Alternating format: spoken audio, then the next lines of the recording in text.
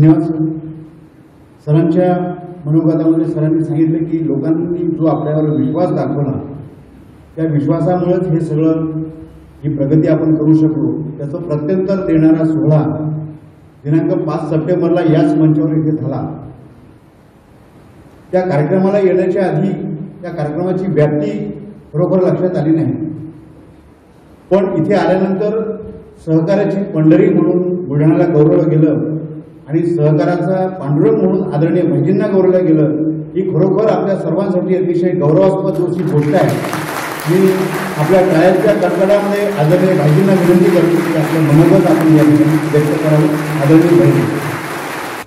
त्या संस्थेच्या 65व्या सर्वसाधारण सभेत हजर असलेले संस्थेचे उपाध्यक्ष, सर्व विश्वस्त, कार्यकारी संचालक डॉक्टर झवर,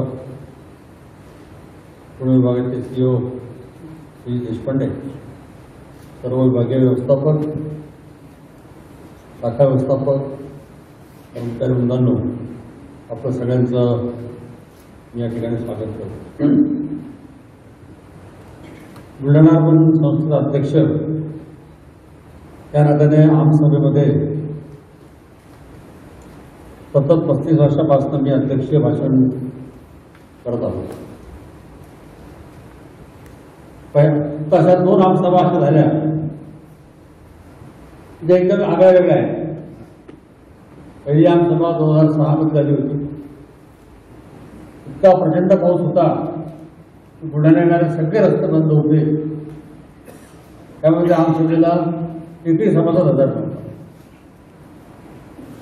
आणि त्यानंतर आज कोरोनाची परिस्थिती,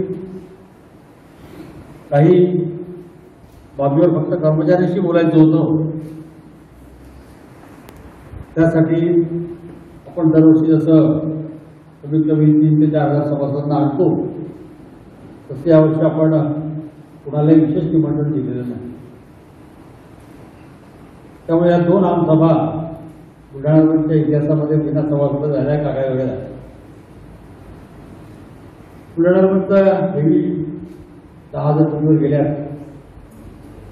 आनंदाची बाब आहे. तुम्हालाही आनंद झाला, आम्हालाही आनंद झाला. आणि 10,000 कोटी रुपयाच्या ठेवी झाल्या तेव्हापासून मला एक प्रकारचं टेन्शन यायला लागलं की खरोखर आपण लोकांच्या इतक्या मोठ्या ठेवी सांभाळण्याच्या लायक आहोत का. कारण की आकडा 10,000चा उद्या 12,000, 15,000, 20,000 जाणार. आमच्याकडचं मॅनेजमेंट तसं आहे का, आम्ही जितके तांत्रिकदृष्ट्या सक्षम आहोत का, असे अनेक प्रश्न माझ्यासमोर उभे राहिले. आणि हे प्रश्न ज्यावेळेस उभे राहिले मी माझ्या मनाच्या मनामध्ये काही प्रश्न मांडले. काही प्रश्नांचं थोडं निगेटिव्ह उत्तर यायला लागलं की नाही, आपल्याला अजून खूप सुधारायचं आहे, खूप काही शिकायचं आहे आपल्याला. आणि मग कर्मचारी संचालक सतत शिकत राहावं, प्रशिक्षित होत राहावं, हे धोरण पहिल्यापासून होतं. त्यामुळे दरवर्षी आपण कर्मचाऱ्यांचे प्रशिक्षण शिबिरं घेतले, विभागीय व्यवस्थापकांचे वर्कशॉप घेतले, संचालकांसोबत बऱ्याच चर्चा केल्या, सगळं काही केलं, तरी रिझल्ट काय मिळत नाही. कोण कुठे चुकते, काय चुकते, हा एक चिंतनाचा आणि संशोधनाचा विषय आहे. मागे मी 3 वेगवेगळे परिपत्रक काढले. त्या परिपत्रकामध्ये माझ्या मनातल्या भावना व्यक्त केल्या, जे मला दिसलं ते लिहिलं. आणि आता परत एक 4थं परिपत्रक काढत आहे. ते जवळपास ते सुद्धा 10-12 पानाचं आहे. ते परिपत्रक एखाद्या 8-15 दिवसात आपल्याकडे पोहोचेल. परंतु त्या परिपत्रकामध्ये अशी व्यवस्था केलेली आहे की त्या परिपत्रकानुसार जर पूर्ण कर्ज फार भरून घेतले तर 99% इतकी वेळेचा प्रश्नच येतो. आणि तो फार जर पूर्ण भरला असला तरच तुम्हाला कर्ज देता येईल, तुम्हाला कर्ज देता येणार नाही. अशा प्रकारची व्यवस्था आपण करत आहोत. कारण की आम्ही इतके वर्कशॉप घेतले, विभागीय व्यवस्थापकाने सांगितलं, साधी गोष्ट असते की साधारणतः 1 कोटी 2 कोटीचं कर्ज पकडणार. यावरती शाखा व्यवस्थापक, विभागीय व्यवस्थापकांचा अभिप्राय आपण घेतो, त्याला आपण एक अपराधी रिपोर्ट म्हणतो. हे खरोखर दुर्दैवाची गोष्ट आहे की आज जवळपास 75% कर्मचाऱ्यांना कर्जाचा अहवाल लिहिता येत नाही. त्या अहवालामध्ये कोणत्या गोष्टी असल्या पाहिजे, काय असल्या पाहिजे, मुख्यालयाने त्यातलं काय तपासलं पाहिजे ते सुद्धा कळत. काही विभागीय व्यवस्थापकांना सुद्धा कळत नाही. आता आमच्याकडे माणसांची कमतरता म्हणून काही लोक विभागीय व्यवस्थापक झाले करत आणि त्यांचे अभिप्राय वाचले की असं वाटतं की आपण खरोखर काय करत आहोत. त्या लोकांना साध्या गोष्टी कळून तो जमानतदार दुसऱ्या बँकेचे थकीत असतात, कर्जदार दुसऱ्या बँकेमध्ये थकीत असतो, त्याचे इतर बँकेमधले खाते जर पाहिजे ते NPA मध्ये असतात आणि अशा कितीतरी चुका असतात त्याच्यात आम्ही बघायला पाहिजे आणि आम्ही बघत नाही. आणि सरळ शाखा व्यवस्थापक आपला अहवाल लिहितात. शाखा व्यवस्थापक त्या अहवालामध्ये कुठेतरी एक लाईन टाकतो, मुख्यालयातून फोन आल्यानुसार किंवा स्थानिक संचालकाने विनंती केल्यानुसार किंवा बुलढाणामध्ये संचालकाची चिठ्ठी आल्यानुसार हे कर्जप्रकरण पाठवत आहे. त्याचं वैयक्तिक मत तो लिहितच नाही की मी काय बघितलं काय नाही बघितलं, कर्जप्रकरण करायचं नाही करायचं. आणि त्याच्यात खाली विभागीय व्यवस्थापक लिहितात की शाखा व्यवस्थापकाच्या अहवालानुसार साधन. कोणीही दखल घ्यायला तयार नाही. आणि अशा परिस्थितीमुळे थोडाफार प्रमाणामध्ये NPA वाढला. म्हणजे 700 केसेस 84 मध्ये चालू आहेत, 2000 केसेस 138 मध्ये चालू आहेत. आणि जर खरोखर पूर्ण आपण छाननी करून सगळ्या केसेस दाखल केल्या 1000 केसेस परत चौकशी दाखल होतील, 1000 केसेस 138 दाखल होतील. ते कशाचं लक्षण काय? ज्या लोकांनी आमच्याकडे विश्वास टाकला त्यांच्या विश्वासावर आम्ही पात्र ठरतो. तुम्ही पहा संस्थेमध्ये इतके गरीब गरीब लोक येतात. मी मुख्यालयामध्ये पाहतो की बाई अशी कुठली प्रोजेक्टमध्ये पैसे बांधून आणते, त्याला पैसे मोजता येत नाही. त्यांच्याकडे बिचारांना राष्ट्रीय बँकेला जायला त्यांच्याकडे डॉक्युमेंट नसतात, ओळख नसते. त्यामुळे जास्तीत जास्त गरीब लोक बुलढाणाकडे विश्वास ठेवून आमच्याकडे येतात आणि मग त्यांच्या पैशाची गुंतवणूक योग्य झाली पाहिजे हे आमचं काम आहे. परंतु आम्ही जर अशाच चुका करत राहिलो तर काही सांगता येत. म्हणून तुमचं सगळ्यांचं कर्ज प्रकरण जे आहे त्याला थांबवण्यात आलेलं आहे. त्यात तुम्हाला परिपत्रक मिळालेलं आहे. आता बुलढाणाकडे पैसा भरपूर येणार आहे, पण द्यायचा कोण? यासाठी मनामध्ये विचार आला. वारंवार बऱ्याच वेळेला आपण जे ॲग्रोवर वाचतात किंवा काही कृषी संदर्भात जे आर्टिकल वाचतात त्यामध्ये असं लिहिलं असते की देशाची अन्न साखळी मजबूत नाही. ज्या देशामध्ये जेवढं अन्न तयार होते त्या ठेवण्याच्या सुविधा नाही, त्याचा लॉस होतो. आणि मागच्या वर्षी शासनाने जी आकडेवारी जाहीर केली त्यामध्ये 48,000 कोटी रुपयाचं धान्य उंदीर घुस बुरशीने नष्ट केलेलं आहे. 26,000 कोटी रुपयाचा भाजीपाला किंमत न मिळाला, वाळला, वाया गेला, सडला. आता आपण विचार करा या जगामध्ये असे किती देश असतील की या इतक्या याच्यामध्ये त्यांचं वर्षभराचं अन्न धान्य भाजीपाला होऊ शकतो आणि फक्त आम्ही लक्ष देत नाही, सरकार लक्ष देत नाही, लोक लक्ष देत नाही. म्हणून एवढं धान्य जगात भारतामध्ये नष्ट होतं. भारतामध्ये दरवर्षी 260 दशलक्ष धान्य पिकते. त्यापैकी 115 दशलक्ष धान्य साठवण्याची क्षमता FCI स्टेट फेडरेशन, खाजगी व्यापारी, APMC यांची आहे. म्हणजे अजूनही 1,40,00,000 टन धान्य साठवण्याची व्यवस्था सरकारला, समाजाला, सहकारी संस्थांना सगळ्यांनाच करायची. आणि ही व्यवस्था ज्या दिवशी पूर्ण होईल त्या दिवशी ते सगळं अन्नधान्याची नासाडी आहे ती थांबणार आहे. मग बुलढाणाचं नाव यामध्ये झालेलं आहे. त्याची महाराष्ट्र शासनाने दखल घेतली, केंद्र सरकारने दखल घेतली, FCIने दखल घेतली, CCIने दखल घेतली, नाफेडने दखल घेतली, सगळ्यांनी घेतली. कोणी आलं की आमच्याकडे येते. आज आमच्याकडे किती लोक NCTXसाठी फॉरवर्ड सौदे करण्यासाठी गोडवून मागण्यासाठी आलेले आहेत. खूप प्रकारचे लोक आमच्याकडे आलेले आहेत आणि आम्हाला त्याच्यावर आता येणाऱ्या सीझनमध्ये माल घेऊन कर्ज पण द्यायचं आहे, गोडवून पण चालवायचं. मग आणि जी अन्न साखळी आहे ही मजबूत करायची. यासाठी महत्वाचे घटक काय आहेत? 2 महत्वाचे घटक आहेत त्यामध्ये. एक आहे कोल्ड स्टोरेज वेअरहाऊस. दुसरा सगळ्यात महत्वाचा घटक जो कोणाला माहीत नाही ते आहे मधमाशा.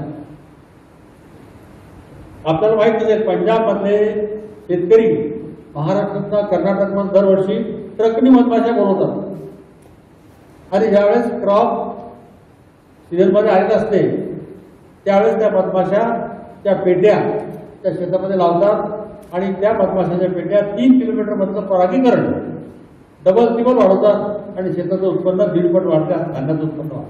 ते फार कमी लोकांना माहीत असेल.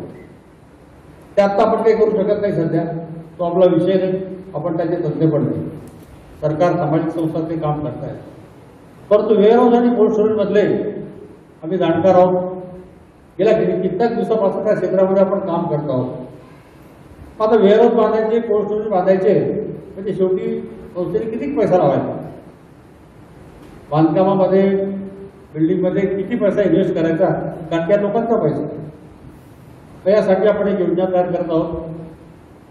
ही योजना 15 दिवसामध्ये जाहिरातीच्या रूपाने आपल्याला वर्तमानपत्रामध्ये दिसेल.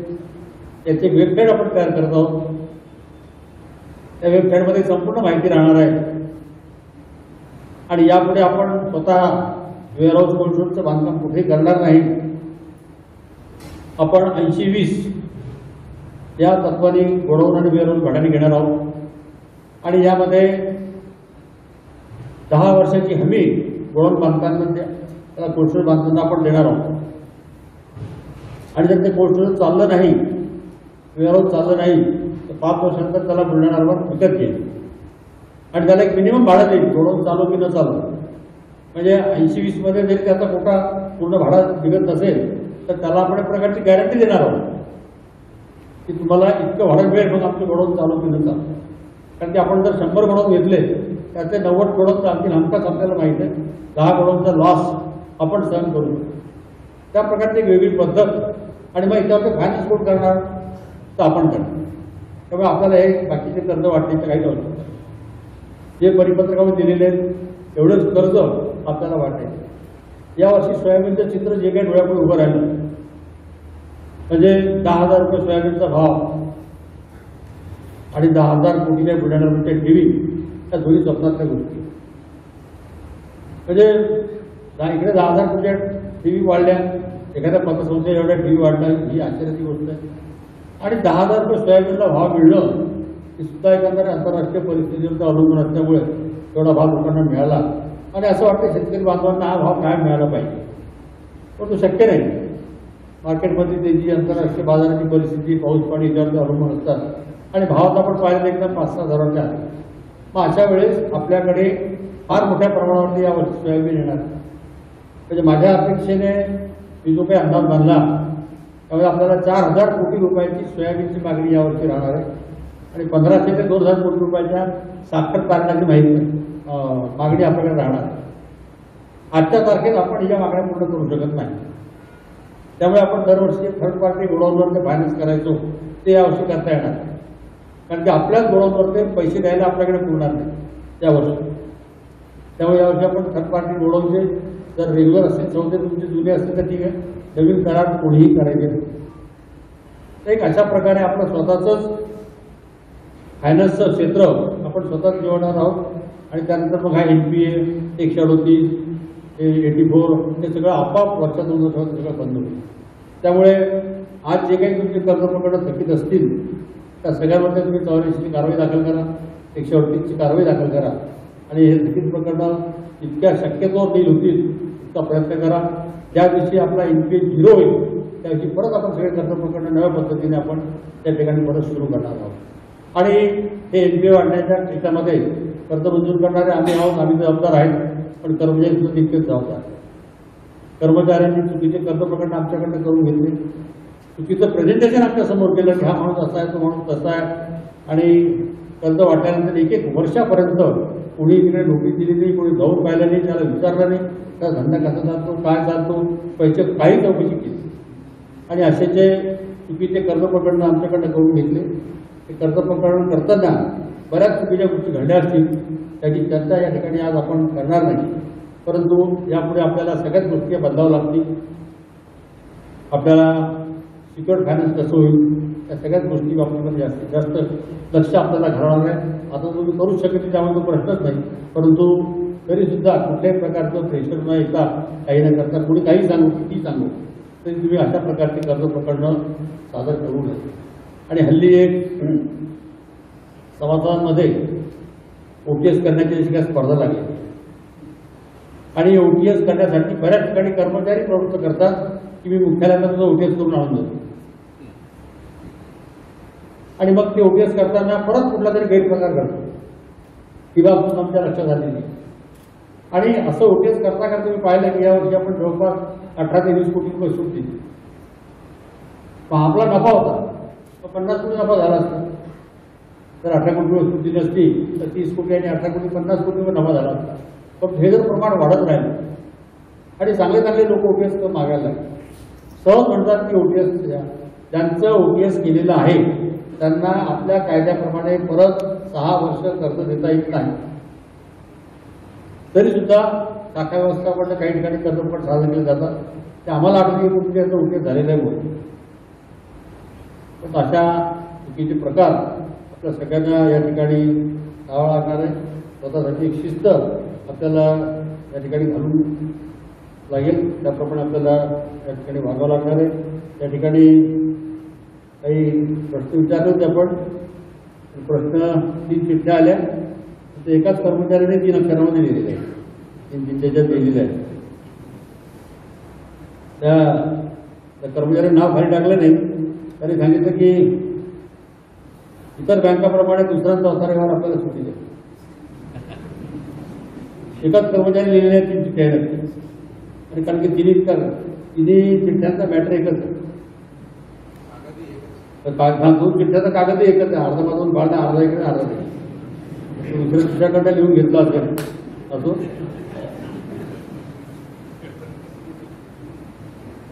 सूचना चांगली आहे. निश्चित त्याच्यावरती विचार करू. पण ज्या दिवशी बुलढाणाचा नफा 100 कोटीच्या वर जाईल त्या दिवशी लागू झालं. आता त्या दुसऱ्या आणि चौथ्या शनिवारची सुट्टी तुमच्या हातामध्ये. ज्या दिवशी 100 कोटी होईल मला आठवण करून द्या. चालू काही चिंता करू नका. नंतर आपण या ठिकाणी एक माय डिस्काउंट शॉप या नावाचा एक बुलढाणाचा नवीनच एक ॲप चालू केलेला आहे. या आजच्या स्पर्धा विभागाला मार्केटिंगमधलं एक वेगळ्या प्रकारचं एक ॲप आहे. त्याचा आपण सगळ्यांनी जास्तीत जास्त प्रचार करावा, प्रसार करावा. संस्थेचं नाव होईल आणि यामध्ये तुम्हाला पण थोडंफार 2 पैसे कमिशन मिळणार आहे. त्यामुळे आपण जास्तीत जास्त यासाठी प्रयत्न करावेत.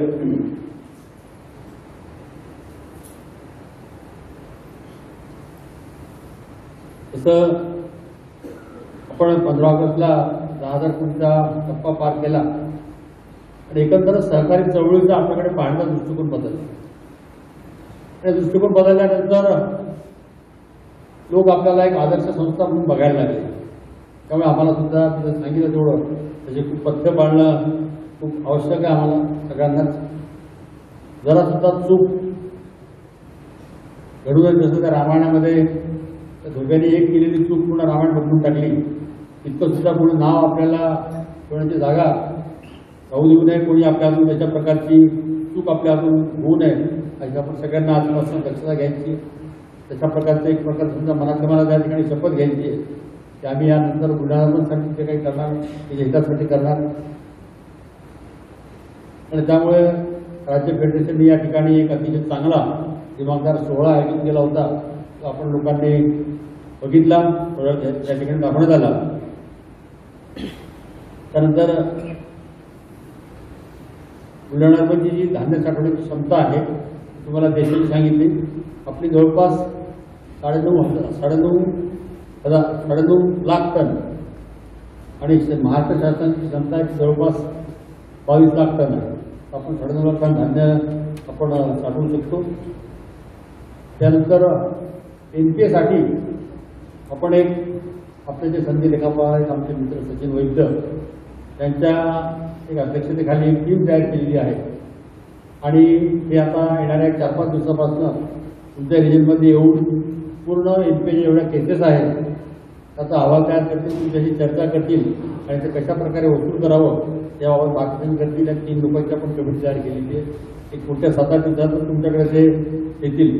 कारण की आपण आजच्या तारखेला आपला NPA जो आहे हा जवळपास 550 कोटी रुपये. IPA पुढच्या मार्चपर्यंत 200 कोटीच्या आतमध्ये कसा येईल त्यासाठी आपल्याला प्रयत्न करायचे आहेत. त्यानंतर आपण तसं आता बुलढाणाच्या माध्यमातून जे करायचं शक्य होतं आपण सगळं करायचा प्रयत्न केले. आता एक 2च गोष्टीची इच्छा आहे माझी की त्या माझ्या कार्यकाळात पूर्ण व्हाव्यात. एक आहे मेडिकल कॉलेज किंवा सुपर स्पेशालिटी हॉस्पिटल आणि दुसरं आहे अयोध्येचं भक्त निवास. अयोध्येला आपल्याला एक 100 खोल्यांचं हॉस्पिटल म्हणजे आमचे मित्र नितीन सावजी परवा तिरुपतीला गेले होते आणि त्यांनी तिरुपतीच्या आपल्या बेसची आणि त्या आपल्या भक्तदेवाची गर्दीला एक क्लिप टाकली म्हणजे अक्षरशः जेवणासाठी लोक भांडणं करतात ठिकाणी. रात्री 10:30 वाजता लोकांचे नंबर लागता आणि मोठमोठे लोक चांगले लोक सगळे लोक त्या ठिकाणी जेवायला येतात. आणि मधात आपण बघितलं असेल व्हॉट्सअपवर एक त्यांची पण फार क्लिप करत होती कोणतरी टाकली होती किंवा जर जेवायचं असेल तिरुपतीला फक्त बुलढाणाच्या भक्त निवासमध्ये जेवावं. तसं आज तिरुपती बालाजीचं आपलं जे भक्त निवास आहे नाव काढलं असंच आपलं नाव अयोध्येने काढावं, अयोध्येच्या भक्त निवासनी काढावं. कारण की येणाऱ्या काळामध्ये तिरुपतीच्या इतकंच महत्वाचं एक तीर्थक्षेत्र अयोध्या. भारतातल्या प्रत्येक व्यक्तीला वाटेल एकदा की मी प्रभू रामचंद्राचं मंदिर बघावं आणि इतके लोक जरी गेले तर तिरुपती एवढी गर्दी त्या ठिकाणी. तर त्या ठिकाणी आपलं स्वतःचं एक हे असणं ही अतिशय एक चांगली गोष्ट आहे, गर्वाची गोष्ट आहे आपल्यासाठी. तर संस्थेच्या सर्व ठेवीदार कर्मचाऱ्यांना अपघाती संरक्षण लागू आहे. पण याबाबत बऱ्याच शाखांना अपूर्ण माहिती नाही. मुदत झाल्यानंतर पत्र व्यवहार करतात, काय कागदपत्र पाहिजे याची माहिती नाही. मी मालू साहेबांना सांगेल की त्यांनी परत त्याचं एक सविस्तर परिपत्रक काढावं की काय काय करायला पाहिजे, कोणते कागद घ्यायला पाहिजे. मागच्या वर्षी जवळपास आपण 1.5 कोटी रुपयाची क्लेम आपण दिले होते.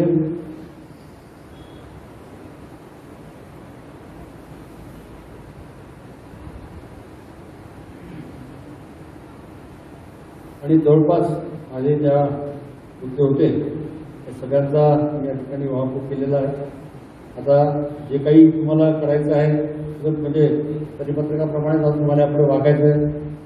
आता आपल्या हातून कुठल्याही प्रकारची चूक होऊ नये आणि परत एखाद्या कर्मचाऱ्याला त्याची शिक्षा मिळू नये. कारण की आपल्याकडे नागपूरचं प्रकरण आलं असेल आपल्या कानावर, नागपूरला जे काही घडलं असं परत कुठे घडू नये त्यासाठी सुद्धा सगळ्या आरोग्यांनी लक्ष राहणं जरुरीचं आहे. कारण की एकदा चूक झाली तर ती परत सुधरत नसते. कारण की नागपूरच्या प्रकरणामध्ये मध्यंतरी 1 महिना खूप मनस्ताप झाला, त्रासही झाला. परंतु ठीक आहे, ईश्वराची कृपा असते, सगळ्या मित्रमंडळी साथ असतो, ते सगळं मिटवता आलं. परंतु असं परत कुठं घडू नये. कारण की दरवर्षी कुठंतरी एक टेन्शन येते, दरवर्षी काहीतरी एक टेन्शन येते. अशा प्रकारे जर टेन्शन आलं तर संस्था चालवणं फार कठीण होऊन जाईल. असो, माझ्या मनातल्या जवळपास सगळ्या गोष्टी मी आपल्याला सांगितलेल्या आहेत. आपण आज या ठिकाणी मनामध्ये प्रण करून दादा बुलढाणासाठी काय काय करायचं आहे आपल्याला, एनपी कसा शून्यावर येईल, तिकड खाण्यात कसं वाटता येईल, आपण कसं आपल्या भागामध्ये पोहोचतो करायचं त्याची यादी आज तयार झालेली पूर्ण जवळपास आपल्या विभागीय वक्त्यांच्या याद्या दिल्या, वेअरहाऊसच्या सुद्धा याद्या तयार झालेल्या आहे. याच्या बाबतीत लवकर एक जाहिरात येईल. आपण त्याचा प्रचार प्रसार करावा, त्याची मार्गदर्शन सुद्धा तुम्हाला लवकर पाठवण्यात येईल. परत बुलढाणा परिवाराच्या वतीने आपल्या या ठिकाणी स्वागत करतो. धन्यवाद. जय श्री.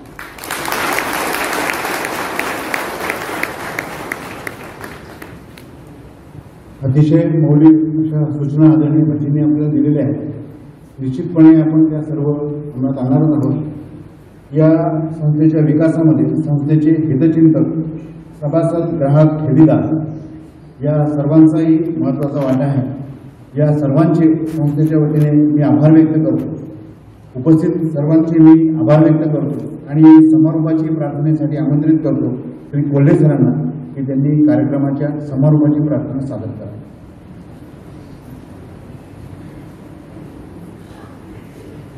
ओम सहनावतु सहनौ भुनक्तु सह वीर्यं करवावहै तेजस्विनावधीतमस्तु मा विद्विषावहै।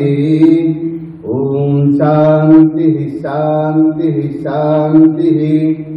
इस श्लोक का अर्थ इस प्रकार है, हे ईश्वर, हम एक साथ श्रम करें, हमारे आपस में भाईचारा रहे, हमारे श्रम सत्कर्म में लगे, हमारा आपस में बैर भावना कभी निर्माण न हो। हे ईश्वर, सभी ओर शांति ही शांति रहे। धन्यवाद। नवनवीन बातम्या पाहण्यासाठी आजच विदर्भ दूत न्यूज चॅनलला सबस्क्राईब करा आणि बेल आयकॉनला सुद्धा क्लिक करा।